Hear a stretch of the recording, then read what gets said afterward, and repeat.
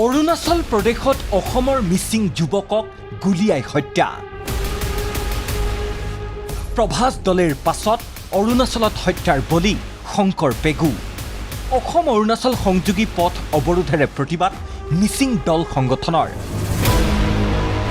ঘটনা আছিল দেওবাৰৰ, স্থান অৰুণাচলৰ ৰয়িং। চুবুৰীয়া ৰাজ্যখনৰ দিবাং ভেলীত ইলেক্ট্ৰিচিয়ান হিচাপে কৰ্মৰত হৈ আছিল বিহালীৰ তিনিখুটি বগীজুলিৰ শংকৰ পেগু নামৰ ২৯ বছৰীয়া যুৱকজন। দেওবাৰ বুলি মালিক কৰ্মচাৰী সকলো গা ধুবলৈ গৈছিল ৰয়িঙলৈ, কিন্তু তাতেই ঘটিল অঘটন। অজ্ঞাত কাৰণত মূৰত গুলিয়াই প্ৰতিষ্ঠানটোৰ মালিক তাদাৰ ভায়ে হত্যা কৰিলে শংকৰ পেগু নামৰ কৰ্মচাৰীজনক।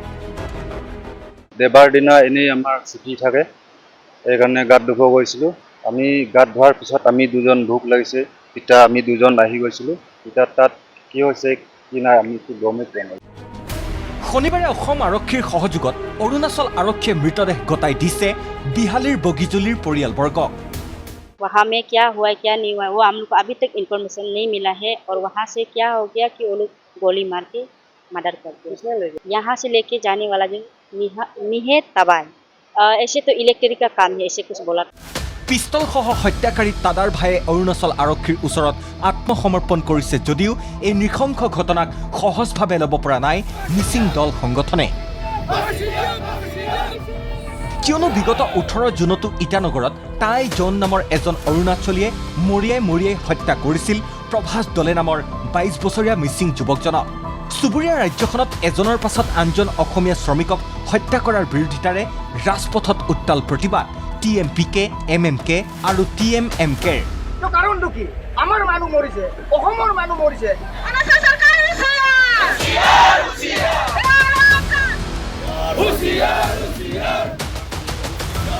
অৰুণাচল চৰকাৰ হুঁচিয়াৰ, পেমা খাণ্ডু গো বেক আদি ধ্বনিৰে ৰাজ্যৰ কেইবাটাও সীমান্তৱৰ্তী অঞ্চলত উত্তাল প্ৰতিবাদ সাব্যস্ত কৰে সংগঠনকেইটাই।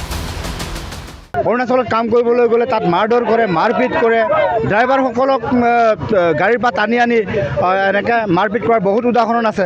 সিদিনাখন নাহৰ লগুণত অসমৰ যুৱকীজনে কাম কৰি আছিল, তাত ডিঙিকাৰী হত্যা কৰা হৈছিল। সেই হত্যাকাণ্ডটো মাৰ নাযাওঁতে আকৌ পুনৰবাৰ নামচাই অঞ্চলত অৰুণাচলতে পুনৰবাৰ যোৱাকালি আকৌ অসমৰ মানুহ এজনক গুলীয়াই হত্যা কৰিছে।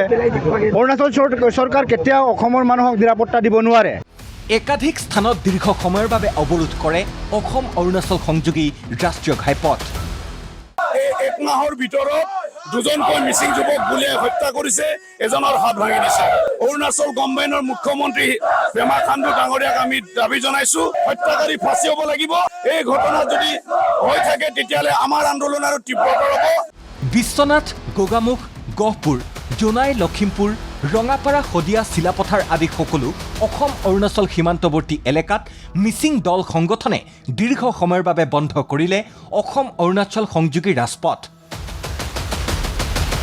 হত্যাকাৰীক ফাঁচীৰ শাস্তি আৰু অৰুণাচলত অসমীয়া শ্ৰমিকক নিৰাপত্তা প্ৰদানৰ দাবী প্ৰতিবাদকাৰীৰ।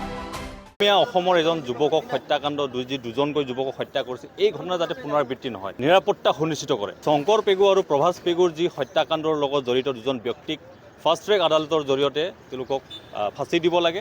আমাৰ অসমৰ খিলঞ্জীয়া যুৱকক, নিৰীহ যুৱকক হত্যা কৰাটো এইটোৱে প্ৰথম ঘটনা নহয়। মই কৈছোঁ আমাৰ শদিয়া যিটো প্ৰান্তীয় অম্বিকাপুৰৰ আগতেও কেইবাজন যুৱকক হত্যা কৰিছে, তেনেকুৱা ধৰণৰ ঘটনা হ'ব নালাগে। অসম অৰুণাচলৰ এক ভাতৃত্বসুলভ সম্পৰ্ক আছে। ল'ৰা দুটা যেতিয়ালৈকে আমি ন্যায় নাপাম তেতিয়ালৈকে আমাৰ এই প্ৰতিবাদ TMPK, MMK, TMMK আমি জংগী আন্দোলন কৰিয়ে থাকিম। আমাৰ এই ভাতৃ দুজনৰ আমাৰ যিটো নেকি প্ৰাপ্ত অধিকাৰ হয়নে নাই পাব লাগিব, আৰু তেওঁলোকৰ আমাক ন্যায় বিচাৰ লাগিব। পেমা খাণ্ডু চৰকাৰ, অৰুণাচল চৰকাৰে, পেমা খাণ্ডু চৰকাৰে যি মানৱীয়তাক বৰ্বৰ আক্ৰমণ কৰি গৰু ছাগলীক মাৰাৰ দৰে মাৰিছে, তাক আমি কোনো পৰ্যায়ত সহ্য কৰিব নোৱাৰোঁ।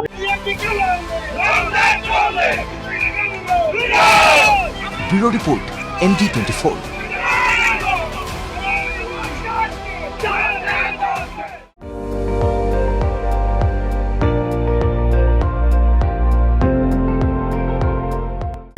আপুনি চাই আছে ND24, সৰ্বশ্ৰেষ্ঠ নহয়, সৰ্বোত্তমৰ দৌৰ।